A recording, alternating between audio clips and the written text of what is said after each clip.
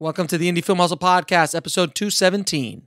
Be yourself. Everyone else is already taken. Oscar Wilde. Broadcasting from the back alley in Hollywood, it's the Indie Film Hustle Podcast, where we show you how to survive and thrive as an indie filmmaker in the jungles of the film biz. And here's your host, Alex Ferrari. Welcome, my Indie Film Hustlers, to another episode of the Indie Film Hustle Podcast. I am your humble host, Alex Ferrari. Today's episode is brought to you by Blackbox. Blackbox is a new platform and community that is all about financial freedom for filmmakers like you.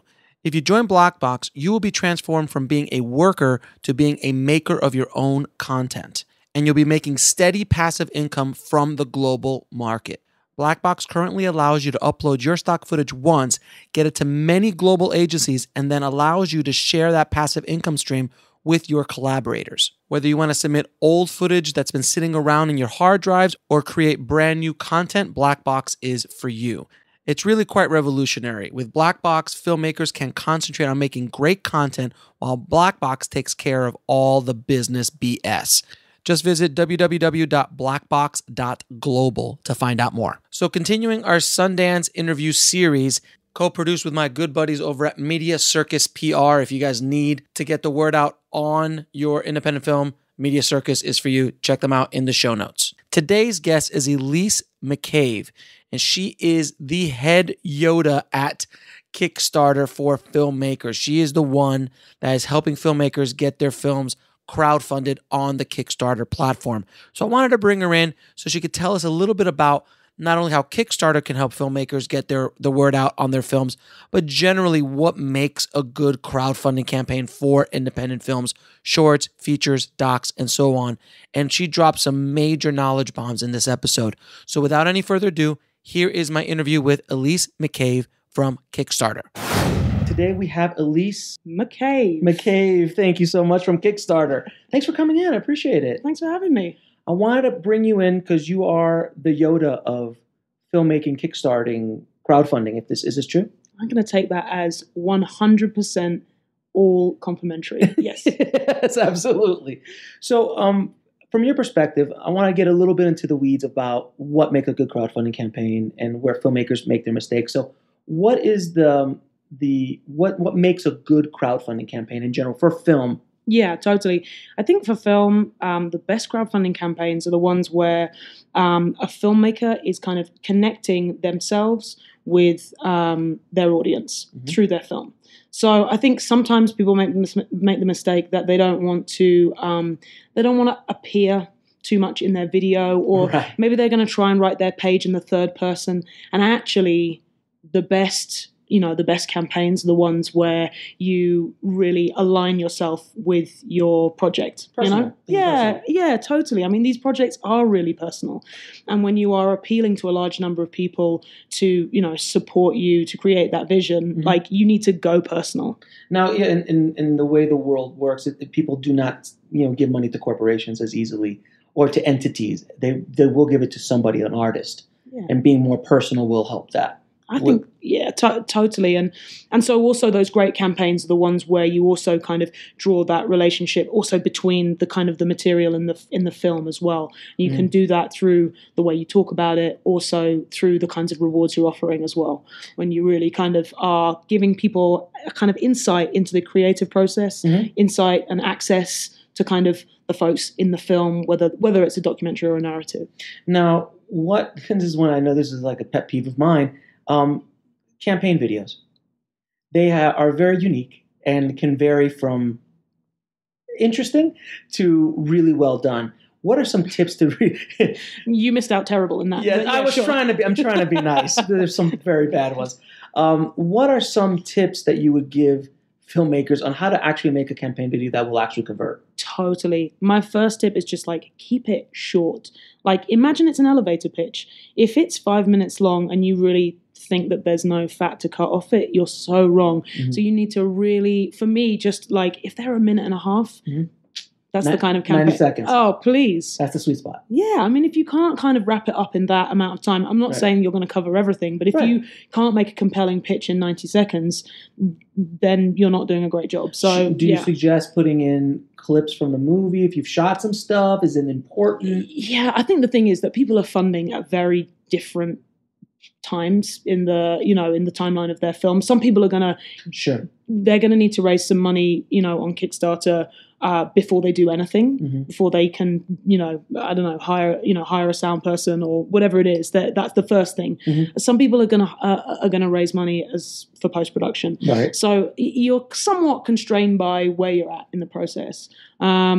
I definitely think that the more that you can offer an audience to give them a flavor of what they're supporting, whether that is, shots, from your dailies or from your documentary, or if it's just like test footage that gives an idea of the kind of look and feel of the film. Would you also suggest possibly using footage from past projects just to prove that you are a filmmaker and you can actually deliver what you're promising? I think it does help, and in the same way that one of my pet peeves is when the audio on a project video is bad. Yeah. I'm like, how can we believe you're going to make a decent film for $2 million? If you can't even make a 90-second thing that sounds okay. Right. So I think it doesn't have to be incredibly high production value, but I think it does have to give a suggestion of what you're capable of and what your what your personal aesthetic is. And people will forgive bad video before they forgive bad audio.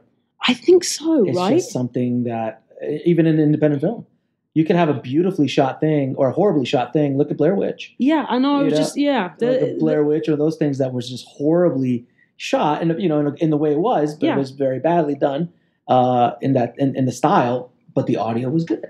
If the audio was no, you just don't want to be. You could put $200 million in bad audio, and not so much. Now, which brings me to the next question.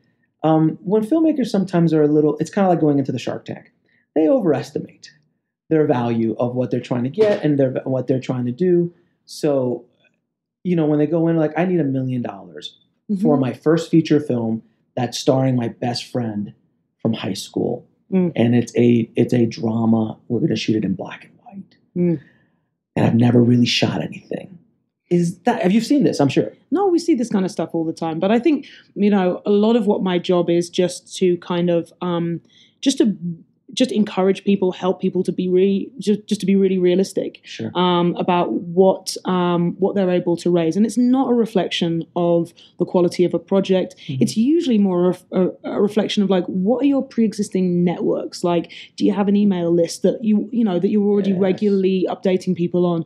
Are you kind of active and really interesting on Twitter or some other social media platform? So I think it's much less about your project's good, your project's bad. It's more what have you got that you can leverage? Right, because there was a project a while ago that I saw on Kickstarter that they raised, I think 1.2 million or something like that. But they had a massive online presence, a massive email list that they've been building up, and their audience was just like this. And they were going for 250,000. Yeah, I mean, a project like Mystery Science Theater already has all of those people, and those those projects which come out of a project that was beloved of people in the past, people who maybe were kids and now are at their peak earning capacity. It's like, do you see the Star Wars? Ladies and gentlemen, exactly. And so that again, it's not a reflection necessarily of the quality of the project. That one was great, but much more about what is there already to leverage? Whose hearts and minds are already deeply committed to this thing. And you got your start in documentary, right? Yeah, that's right. Yeah. So I think one thing the documentary does so well is they're able to identify their audience really crystal clear. They're just laser focused on their audience, much more than narrative. It's much harder with narrative than it is with documentary because if you have a documentary about dog fighting, that's an audience. You can target that audience. If it's I always use the vegan chef movie. The movie's about vegan chefs or about getting healthier. Yoga, those are things that you can pinpoint. And I feel that narrative filmmakers don't do it as well. Do you agree? I think it's you're right. There's some kind of competitive advantage kind of baked into docs. I think in addition to the fact that a documentary filmmaker is often not making the film until they're making the film. I mean, they didn't know they were making the film, and they were just like, I'm going to go shoot some stuff. Yeah, I'm going to go and shoot some stuff. They're like kind of follow their nose. So actually, by the time they're raising money, they may actually have quite a lot of the footage in the can. And often, if they feel that there's a film there, and that means that they've actually got some really compelling stuff in the can. So I think there's that. Is like it's easier to kind of draw people in because you're drawing them in with really, what is going to be in the film in the end. And I think you're right that like it's probably more often that I speak to narrative filmmakers and they say, I want to make a film for everyone. I really think this film could reach to everyone. Yeah. To which I say, if you're making a film for everyone, the risk is you'll make a film for no one. And so it is a kind of a process of, yes, exactly, getting them to be incredibly specific. Like, what 2-3 communities are we talking about here? It's like they say, niches are in the riches are in the niches. Yeah, because it's true. Like, you got to niche down, and I think in the independent world, I think it's so important to niche down.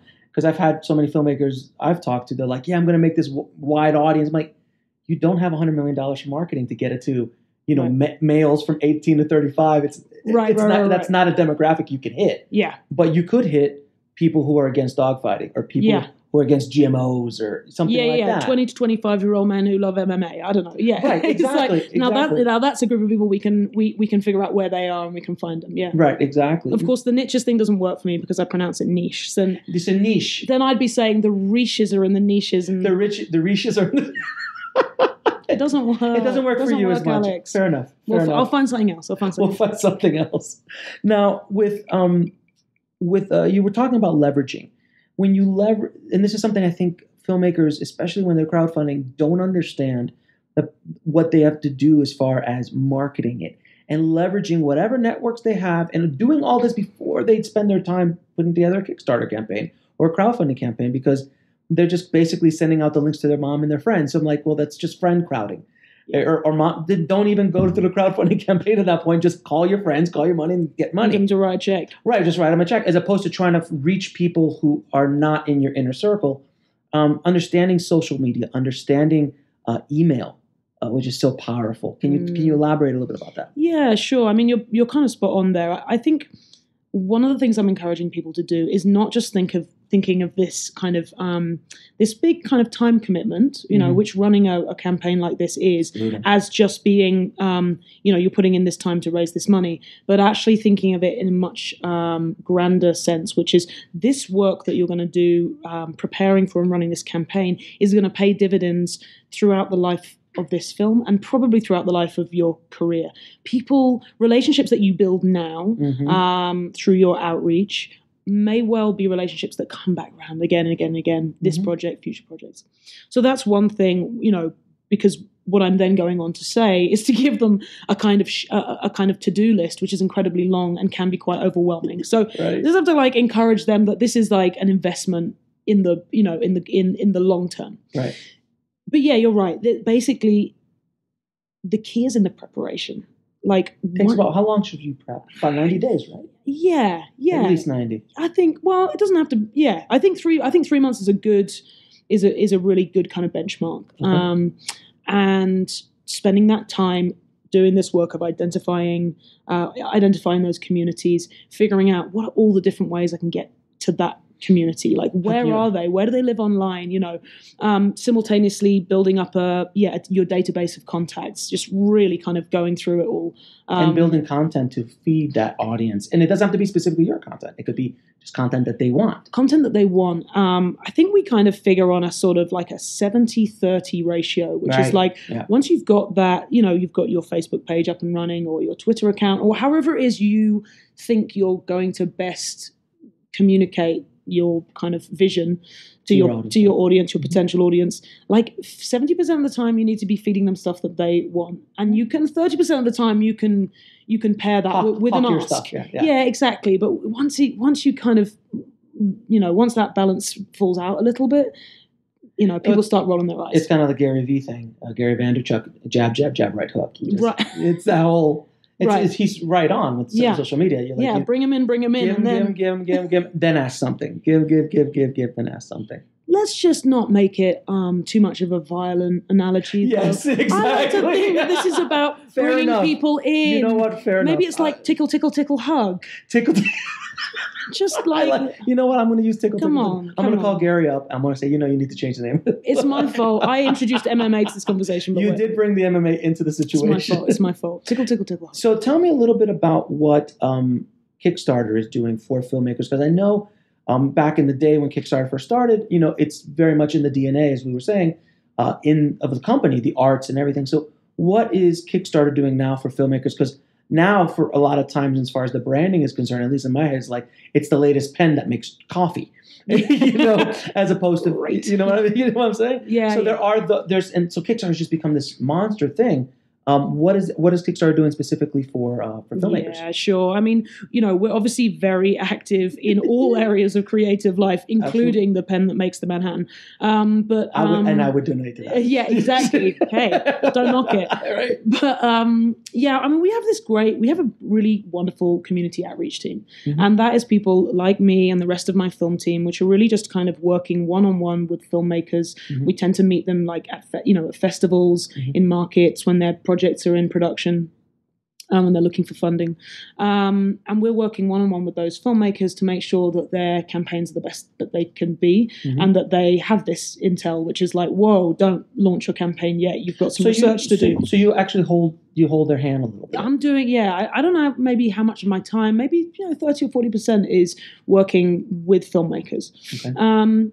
More broadly, we have kind of other initiatives like our artist residency. So we've had over the last 2 artist residencies, which we piloted earlier in 2017, three sets of filmmakers who've come in. They've come in for 3 months, used the office, maybe edited their film there, maybe run their campaign from there. So obviously we have this platform which reaches millions, and then we're also doing this kind of much more tailored one-on-one work with particular focus on female filmmakers, filmmakers from the queer community, and filmmakers of color. We also run a sort of rough cut screening series. We have a theatre in our office in New York. So every week or two, we've got a filmmaker coming in and screening a rough cut for maybe their funders, maybe their execs, maybe their creative team. So that stuff is it's not enormously scalable, but it's very important for us to kind of have our sort of a very hands-on relationship with our kind of immediate film community. And then I guess the other kind of sort of big news from the last 2 or 3 months is a new product that we just launched called Drip, which is about filmmakers, and not just filmmakers, but artists being able to secure funding that is not kind of one specific project or campaign based, but actually ongoing funding.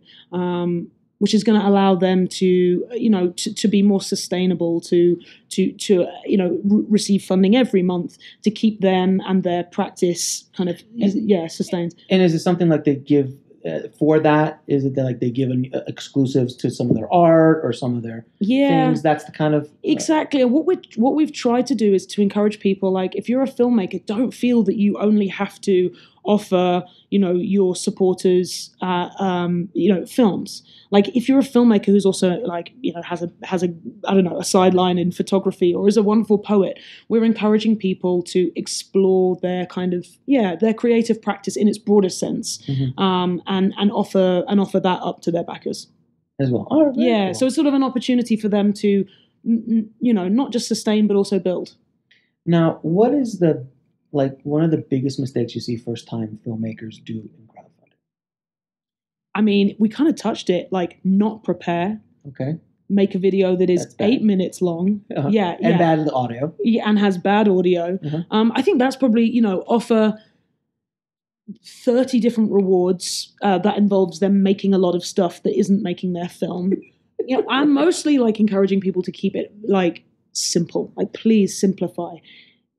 Just a few rewards. Yeah, can we talk a little bit about rewards? What should, because that's a big kind of gray area, and there's a lot of misinformation about rewards. Like, how much stuff should you do? Yeah. Because, when you do, you could go crazy. I've seen 40 rewards, and I've seen 5. Yeah. So what do you suggest? And then what, out of the number, but then what do you suggest you give. I mean, it's case by case, obviously. It really depends on what kind of film it is, and what your hook is. Mm-hmm. If it is if it's like the Joan Didion documentary, well, then your hook's going to be Joan Didion. But if it's a kind of a narrative short about something, a kind of, I don't know, characters that we don't know anything about, and it's played by actors we don't know, then it's, you're not going to tie your rewards so much to those lead actors or right. Yeah. So it varies, but I tend to say, look, keep it like 7 levels or lower.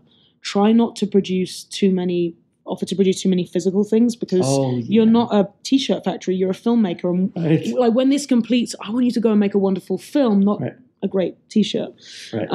Sometimes, that's going to work, offering some kind of physical reward, but I try and at those digital lower rewards levels, or do digital rewards. Executive producer. Yeah, and if you're smart about it, those things don't feel like a consolation. They're like, that's meaningful kind of access and insight. But does the world need another mug? Probably not. But I mean, if you offer off like a co-producer credit, yeah, executive producer credit that they get on IMDb, and they get either have access to the premiere and all that stuff. That's big. Totally. That's very big. I know a couple guys that they just want to have their IMDb credits. Yeah. For a co-producer, and they'll throw $1,000 down. Yeah, and people want to be part of something. They want to say, I also was part of that. Yeah, yeah, and they don't just want to be able to say it, but they a lot of people want to join something. Not everyone has the privilege to work in a creative field, right? But most people value the creative fields. Right. So to feel that you have catalyzed someone else's vision and to then be included in their family as a result of that is gratifying. And so, yes, I want to come to a screening with my fellow backers. Like that's community. So I'm definitely always encouraging that kind of, think that you are creating a community. And how do you do that? And never underestimate the power of wanting to belong. Yeah. And wanting to join. Yeah. Even a small rebellion. But just join a group of people to do something. And you're right, there's a lot of dentists and doctors and other people out there that are like, oh God, I've always wanted to be in films, but I can't, but at least I can donate $2-3 grand and be a part of it. Yeah. Or I don't really have an idea for a film, but if I did, I wish it had been that idea. And I want to help this person, realize that dream. So I think that's very powerful, and it's good not to underestimate the power of that. Now, what should be on the actual crowdfunding page? Because there's a design, a good design. How do you lay it out, in your opinion? To really to convert? To convert, I think that personal connection, mm-hmm. the sort of like, why this film? Why you? Why are you making this film? Why should you be the one? And why now? So like to give that kind of a sense of urgency. Like, this film is a film for now because. Mm-hmm. And I'm not saying that it has to be kind of sort of deeply focused on some kind of current issue, but I think some sense of why we should care right now. So like really rooting the project in the why and the now it is gonna kind of serve you. I don't think there's a structure, a kind of structure. It would be very boring to browse the same thing again, to browse projects, exactly, on the site if you were like, and now it does. So and do you also recommend like just leveraging whatever you have? So if you have actors, leverage those actors. If you have a location, leverage that. If you have something else, leverage it. Yeah. If you have a composer that's kind of worked on a bunch of great stuff, or a band that's like locally known that's going to do the theme tune at the end of it.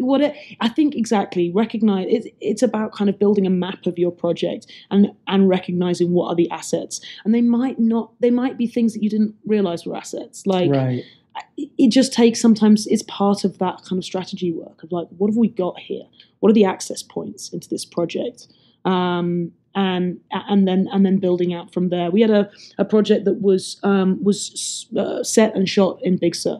So actually those filmmakers offered like kind of inspiration guide, how they had, how they had been inspired to set it in Big Sur. They offered, one of their rewards was kind of like a digital list of all of the places and the hikes, places they'd been and loved, the hikes that they'd been on while they researched and shot the film. That's super valuable. Yeah, it became a resource. People didn't have to give very much to get that, but it kind of felt very personal and specific to the film. So I think, yeah, exactly. Figuring out what are the hidden assets here, and then putting them to work. Now, what advice would you give a filmmaker just starting out in the business? Whoa. That's a heavy question. I asked that question of all my guests. I don't know. I think it's something about hustling. You gotta hustle. No pun intended. Oh, yeah. Dang. Yes. Well, you do. And like you see an opening, you gotta go for it. You see someone walking down the street, here, you gotta go for it. I mean, don't be an irritant. Yes, there's ways to do it and there's ways to do it. Yes. Don't bug someone while they're clearly eating with their family. They're off duty. But sure. You gotta hustle. the most. You gotta hustle. And you have to hustle 24/7 for years. Yeah. For years. Now, what is the lesson that took you the longest to learn, whether in the film industry or in life? Oh, These are deep. I told you. You could have given me a heads up. Next time, sorry. I suspect the biggest lessons of my life I haven't learned yet. That's a good answer. I've had that a couple times on the show. Very good. And what are 3 of your favorite films of all time? Oh my days! Just today, what comes to your head? I'm not going to hold you to this. It's not going to be on your gravestone. I know. I still love Truly, Madly, Deeply. That's a great movie. I still love it. Not a lot of people know about that movie with Alan Rickman. It was great movie. I could weep at that one. Yeah. In the car from Salt Lake City to here. Actually, no, maybe it was the car to the airport. My colleague Iabo and I literally listed all of our favorite Whoopi Goldberg movies. Okay. Yeah, of which I would say I'm going to put forward Jumping Jack Flash. Okay, although our entry point to that was the point in Ghost when she can't let go of the check. So maybe obviously. That. For my... obviously. And for my last film, I'll say The Devil and Daniel Johnston. Oh, that's a great movie too. Very cool. Well, Elise, thank you so much for being on the show and dropping some knowledge bombs on the tribe. Thank you for this Manhattan. And it's a great Sundance so far. It's quiet right now. We're just starting out, but hopefully we'll drop some snow. It will. All right. Thank you so much for being on the show. Thanks for having me. Elise dropped some major knowledge bombs on the tribe today. Thank you so much, Elise, for coming in and sharing all of your insider tips on how to make a successful crowdfunding campaign on Kickstarter. If you guys want links to anything we talked about in this episode, head over to indiefilmhustle.com/217. I'm going to be out quick today, guys, because I am working on that top secret project that I will be announcing very soon. But February is going to be a busy month for me. So bear with me, but I will keep popping out this content as fast as I possibly can. Keep that hustle going, keep that dream alive, and I'll talk to you soon. Thanks for listening to the Indie Film Hustle podcast at indiefilmhustle.com. That's INDIEFILMHUSTLE.com.